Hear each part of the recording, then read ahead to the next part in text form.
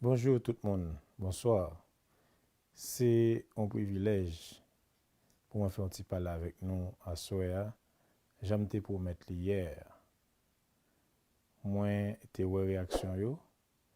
Donc, moi, c'est certain que en pile dans nous, tu également t'attends ça. Quitter, moi, remercier parce que c'est un objectif. Petite conversation ça, je dis. Quitter, moi, remercier tous les amis internautes que en pile nan yo on pas connaît qui est porté un support inconditionnel dans la bataille que m'a mené pour une Haïti à la dimension de son histoire et une bataille pour justice en faveur de Jovenel pour Haïti, pour allier et pour famille. Mes chers amis, frères et sœurs de la diaspora, merci. Mes compatriotes vivant en Haïti, merci pour le support inconditionnel que nous portons. Bon, moi. Mes collaborateurs, collaboratrices du ministère des Affaires étrangères, un gros merci parce que au revoir là, c'était une grosse surprise littéraire pour moi. Merci. Merci également aux anciens collaborateurs, anciennes collaboratrices de la primature pendant un petit coup de temps, 3 mois que me dépassé dans tête primature. Collaboration yo était sincère, yo était franche, dans la même dimension. Collaboration dans le ministère des Affaires étrangères. Merci pour salutation spéciale ça pour nous te dire au revoir. Je dis à m'apprend petit temps ça pour me parler avec nous, pour me dire nous non seulement moi ouais que nous comprenons le sens de bataille là, mais pour m'expliquer nous historique en quelques mots bien sûr de combat ça. Tout jeune à l'université comme leader de mouvement estudiantin de commencer par une responsabilité. Moi quitté Haïti, mal fait en maîtrise et en doctorat, tout de suite moi engagé dans la recherche universitaire active pour comprendre Haïti et éventuellement pour servir. Moi enseigné dans l'université aux États-Unis après me fin faire doctorat. Moi enseigné dans une université dans Fordham University. Moi enseigné dans CUNY system que tout le monde connaît, City University of New York, particulièrement aux universités comme Lehman College. Moi enseigné comme professeur à temps plein dans Long Island University et dernière expérience comme professeur à l'université c'était dans Yukon University of Connecticut. Et c'est là moi volontairement laisser l'université, l'enseignement pour me répondre à l'appel pour me servir à Haïti. Comme ambassadeur d'abord agréé en Argentine, mais effectivement comme chargé d'affaires en Espagne.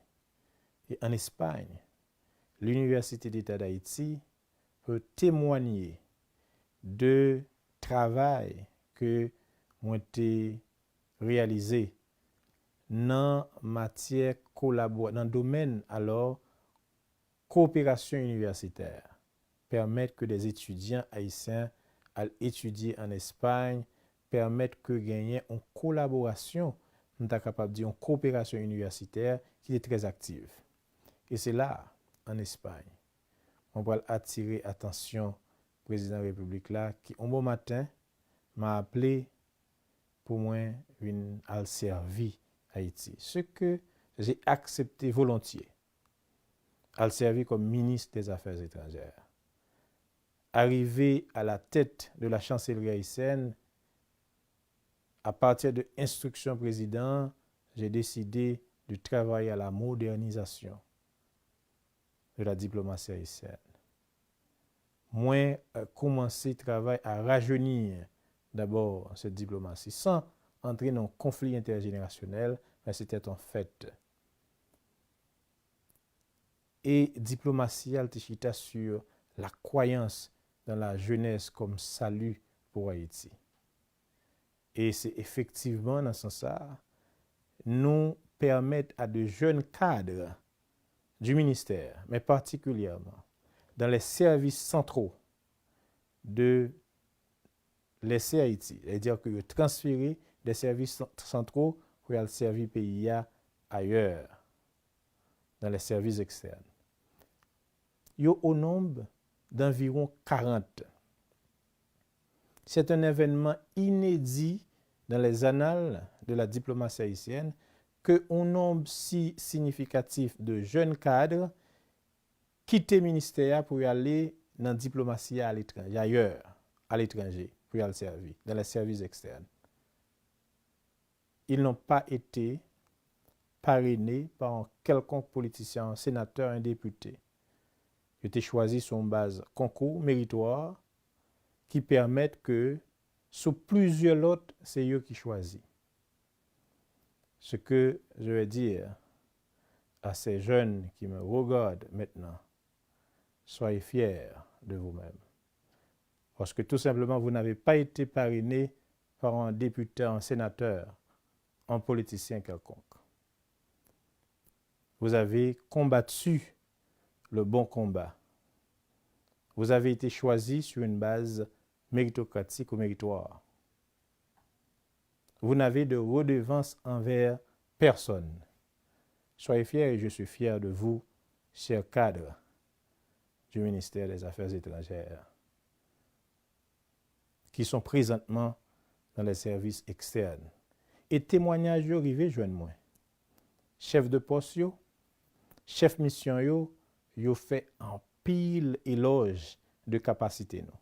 Et ça fait me fier, puisque moi permettre que et collaborateurs dans le ministère là avec moi permettre que nous réaliser exploit ça qui était marqué à jamais dans l'histoire diplomatie haïtienne. Un autre aspect important dans la modernisation diplomatie haïtienne, c'était une diplomatie d'action axée sur la défense des intérêts supérieurs de la nation et également le respect d'Haïti sur la scène internationale. Évidemment, nous connaissons mes positions publiques chaque fois que gagnent des amis Haïti qui gagnent un regard condescendant sur Haïtiens et sur le pays. Donc, engagement dans la diplomatie, engagement pour le respect, par exemple, du mandat constitutionnel d'un président, tout le monde te connaît comment ta bataille. Le président de la République là, pendant que le ministre des Affaires étrangères fait appel à moi pour me combler un vide. Étant donné que le PM d'alors a démissionné pour convenance personnelle, le président Relem pour moi accompagner pour devenir premier ministre ad intérim. Ce que encore j'ai accepté volontiers. Pendant 3 mois, bon côté président, moi été soudé et comprendre sens combat. Et nous te bail tête nos missions, mais particulièrement pour m'accompagner pour le jeune premier ministre définitif qui pourra assurer pour former un gouvernement d'union nationale. Effectivement, au début du mois de juillet, le président de la République a fait choix d'un premier ministre. Malheureusement, quelques heures après, le président est assassiné. Comme premier ministre en fonction, moi, exercer un leadership que en pile monde dans la société et presque de façon unanime applaudi dans les 62 heures qui suivent l'assassinat tragique du président de la République.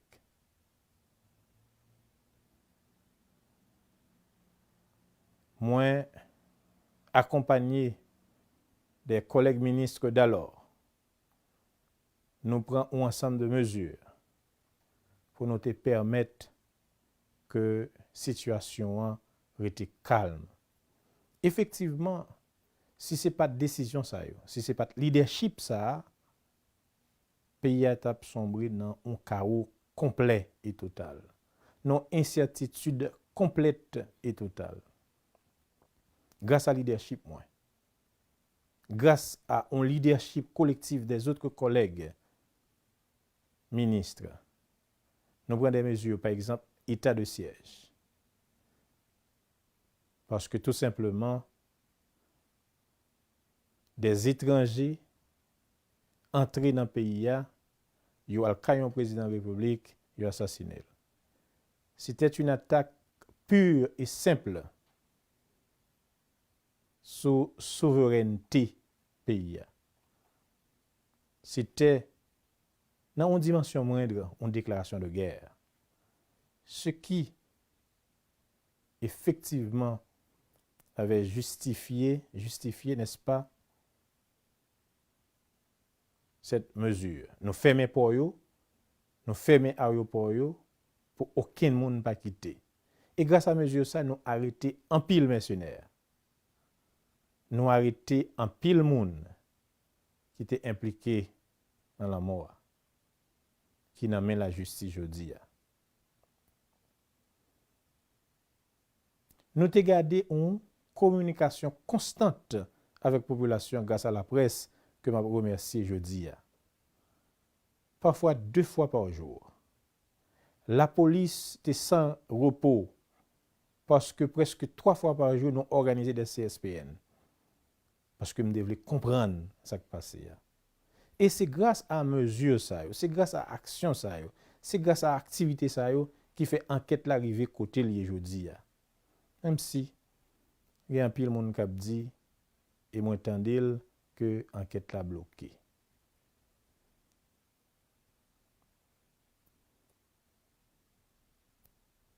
Donc mesures ça te permettent que nous te baillons des résultats concrets. Comme nous connaissons, et malheureusement, des secteurs ou bien des politiciens traditionnels de différents partis politiques pour faire coalition contre moi. Et bizarrement, ils vont faire une coalition contre moi. Malheureusement, bon côté anciens amis président de la République là, et de l'autre camp en face, pour dire par exemple, nous ne va pas l'élection avec Claude Joseph. On me comprendre ça. On te comprendre ça parce que, comme un pile monde dit, moi pas dans l'écosystème. Maintenant, ce qui est important pour moi-même, c'était ce combat pour la justice. Moi, cédé place là volontairement avec le Premier ministre Ariel, qui c'était effectivement la dernière volonté du président Jovenel Moïse. Et de regagner poste comme ministre des Affaires étrangères. Et de là, bataille pour question de justice, engagement pour question de justice, ça a continué. Moi, pour activer toute la diplomatie haïtienne vers une coopération internationale pour nous jouer une justice pour le président Jovenel Moïse. Parce que tout simplement, crime là a gagné une dimension transnationale. Et étant donné que le crime a une dimension transnationale, c'est coopération internationale qui va permettre que nous adresser la situation. C'est comme ça, moi adresser une lettre à l'Organisation des Nations Unies pour les aider dans l'enquête là. Bon, par contre, ça va le passer après, mais moi-même, je fais travail ça. Ensuite, on vient de la position du secrétaire général de l'OEA, qui lui-même garantit que la permettre que accompagner Haïti pour le président Jovenel Moïse joue une justice.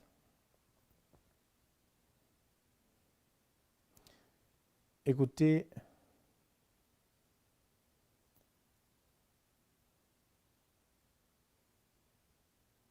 j'ai eu beaucoup d'affection pour le président Jovenel Moïse.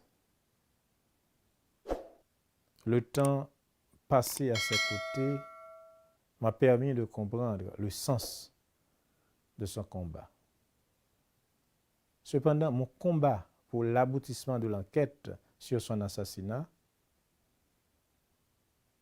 est une question de principe et de respect. Parce que personne n'a le droit de porter atteinte à la vie d'un homme ou une femme ou un président de la République. Et c'est ce principe ça qui guidait l'engagement pour me joindre justice pour le président Jovenel Moïse. Mes actions, par exemple. L'arrestation de Palacios à la Jamaïque.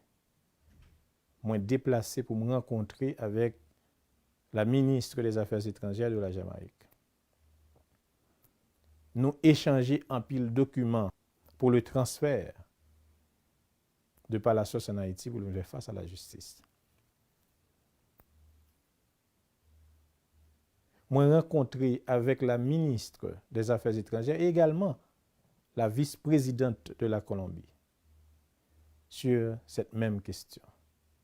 Et je dis à m'a dit nous, pour la première fois que quand j'étais, et récemment alors, moi obtenu de la vice-présidente de la Colombie que je pas demandé la Jamaïque pour transférer Palacios en Colombie. Maintenant, il revient à l'État haïtien d'assurer le suivi nécessaire pour le transfert de Palacios en Haïti. Comme moi-même, j'ai été engagé pour me déjeuner ça. C'est la même chose pour l'arrestation de Samir Andal et pour la famille, pour les gens, pour les amis de Samir Andal. Je ne connais pas le monsieur. Je ne connais pas monsieur Andal. Encore sur une question de justice. L'arrestation de Samir Andal en Turquie, c'est tout simplement parce que le mandat d'amener, il y a une notice rouge de l'Interpol que moi été jeune attend de la DCPJ et m'effectuer les contacts nécessaires pour l'être capable d'arrêter en Turquie. Maintenant, nous-mêmes, moi-même particulièrement, l'MT dans le ministère là, moi j'ai fait toute démarche normale pour nous jouer une extradition Samir Andal. Nous avons une échéance pour nous jouer une extradition et moi souhaiter que le gouvernement en place ça et a continué et travail que nous avons fait pour arriver à joindre Palacios et je suis désolé pour arriver à joindre Samir Andal en Haïti pour seulement lui répondre à la question de la justice. S'il est innocent, eh bien, il y a la gueule.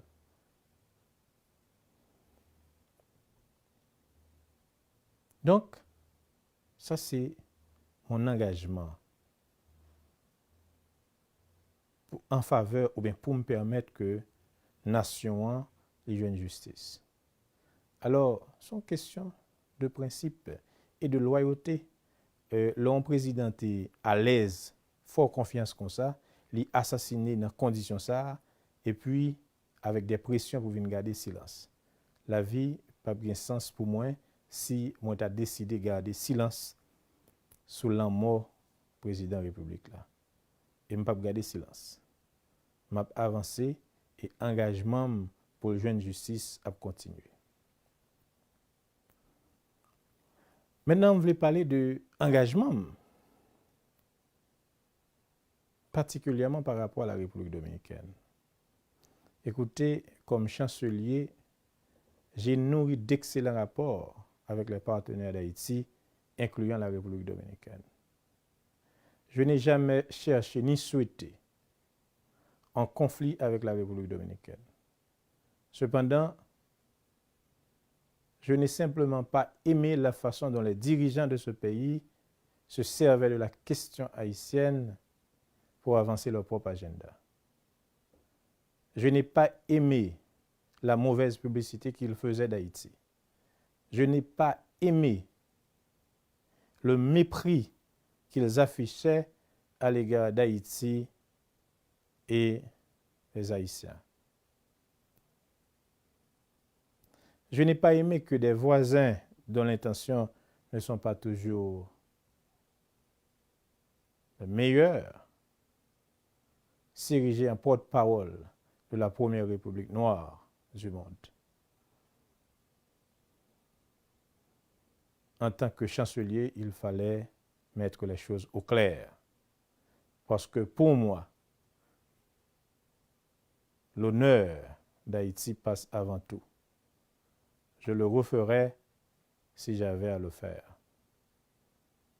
Et c'est dans le même cadre, combat ça, que j'ai écrit au Premier ministre pour me suggérer, pour continuer avec les travaux sur la rivière Massacre. Écoutez,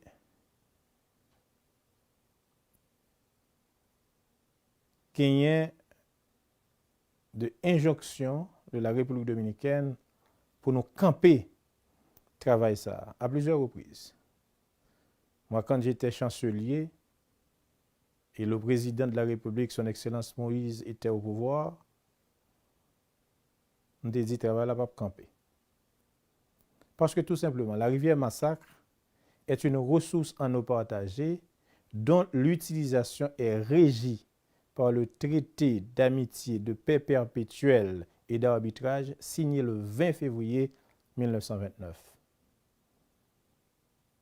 Ce traité voulait que l'utilisation de cette ressource en eau partagée soit juste et équitable. La République dominicaine fait 11 prises sur rivière-là. Nous-mêmes, c'est première prise que nous avons fait sur rivière-là.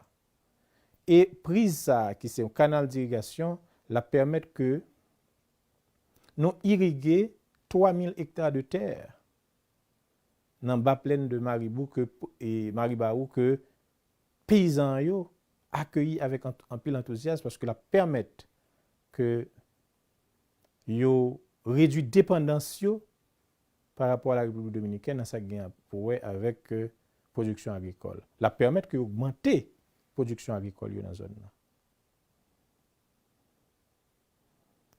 Prétexte là, c'est que ultranationalistes dominicains ont dit que c'est une rivière exclusivement dominicaine. C'est faux. Si c'est vrai que rivière Massacre là, il prend naissance en République dominicaine, mais il faut nous dire le grand affluent c'est de rivière et Haïti qui nous est capable de dire qui baille en pile. J'arrête de s'ouvrir Moussa comme ça avec rivière là.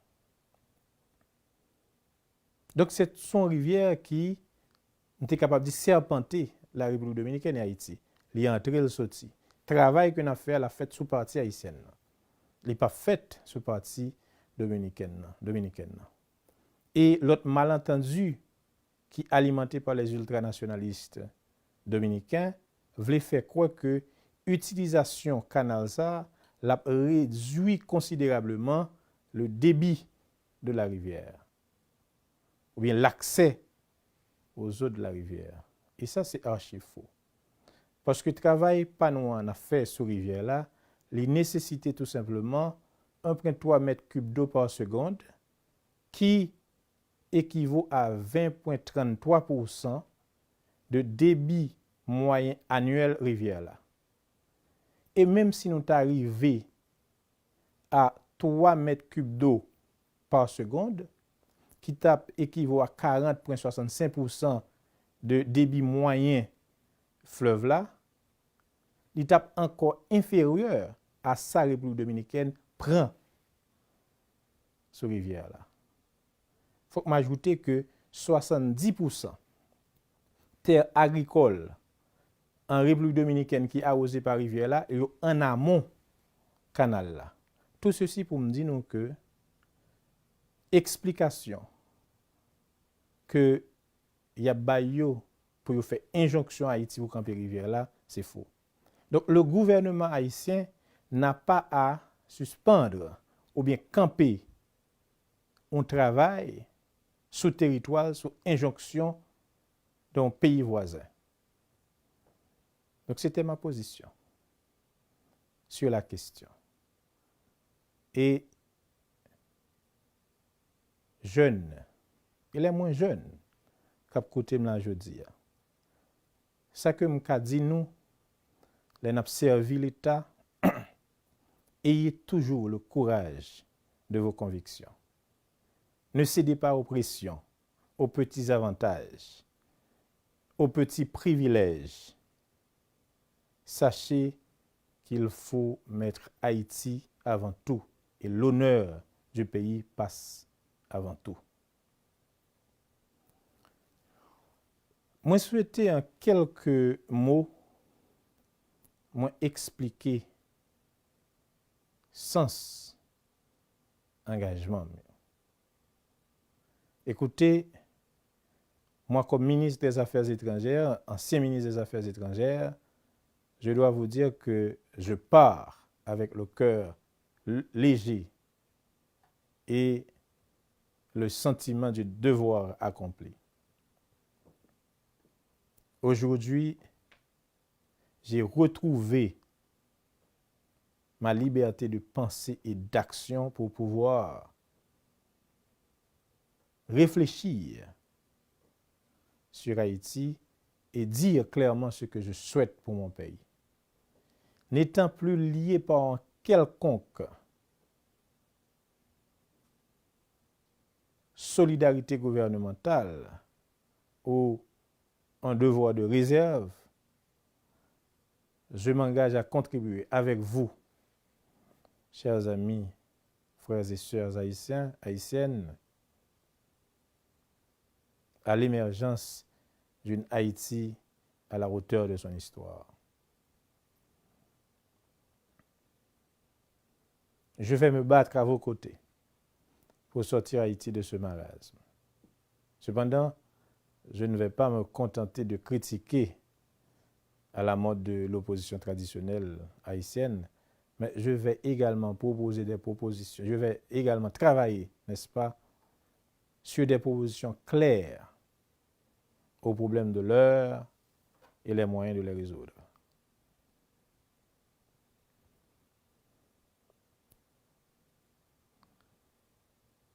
Je dis